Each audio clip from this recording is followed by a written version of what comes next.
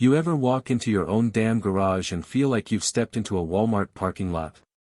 Yeah, welcome to my Tuesday.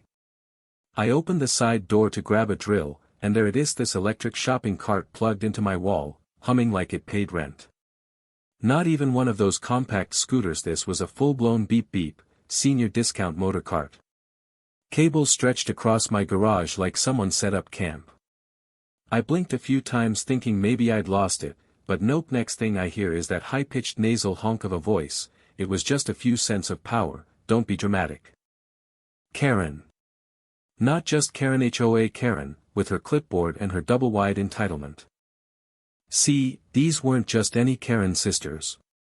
These two overweight, middle-aged nosy bodies waddled around the neighborhood like mall cops on a power trip, always together, always gossiping, always acting like they ran the place. And of course, one of them recently got a mobility scooter, and instead of getting a proper charger installed at her own place, she decided my garage was fair game. Why? Because I left it cracked one afternoon while organizing tools. That's it. That's all it took.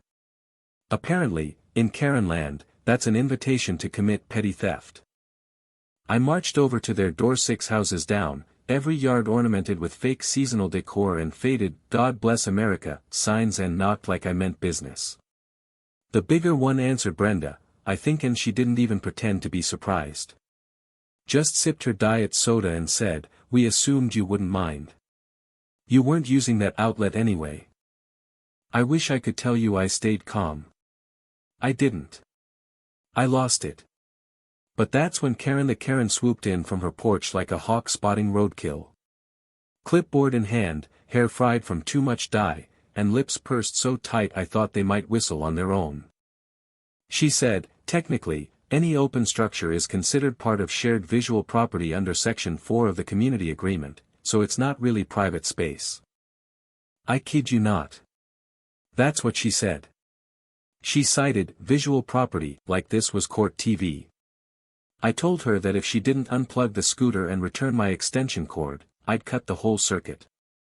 So I did. I shut the whole damn power to the garage off. Flipped that breaker like I was pulling the lever on Karma's slot machine. 10 minutes later, the sisters show up again, huffing and puffing, red-faced and sweaty, saying I'd endangered medical equipment.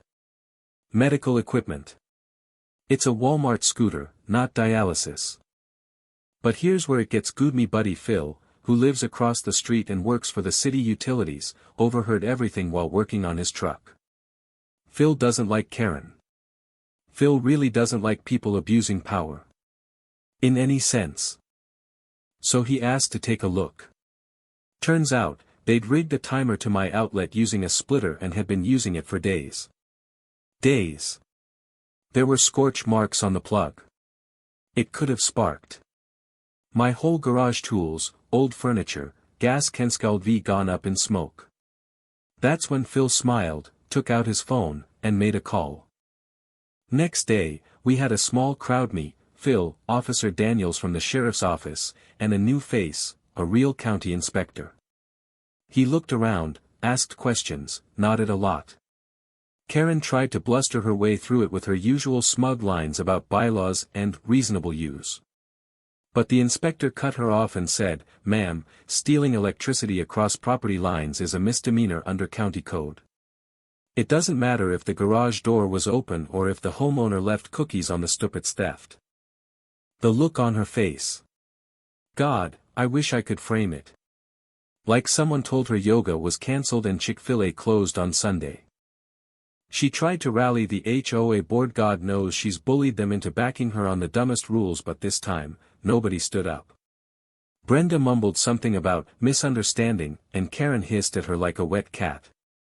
Officer Daniels handed over a fine notice, $750 plus restitution, and Phil, bless him, even printed off photos of the plug damage, stapled to the report like a cherry on top. Word spread fast. That weekend at the community barbecue, folks were actually laughing about it. Someone brought a scooter piñata. No kidding. A red plastic scooter piñata filled with starbursts and D batteries. Karen hasn't said a word to me since. She walks by, eyes forward, lips tight, arms crossed like a toddler on timeout. And her sisters? They now charge the cart inside their home where it belongs. So yeah, my power bill's back to normal, my garage is mine again, and I even got a new padlock for the outlet, bright yellow, impossible to miss. But every time I open that garage door now, I half expect to see that beeping little beast parked there like nothing happened. Funny thing is, all these HOA rules meant to protect community standards, yet the ones breaking them are usually the ones holding the clipboard. Makes you wonder, don't it?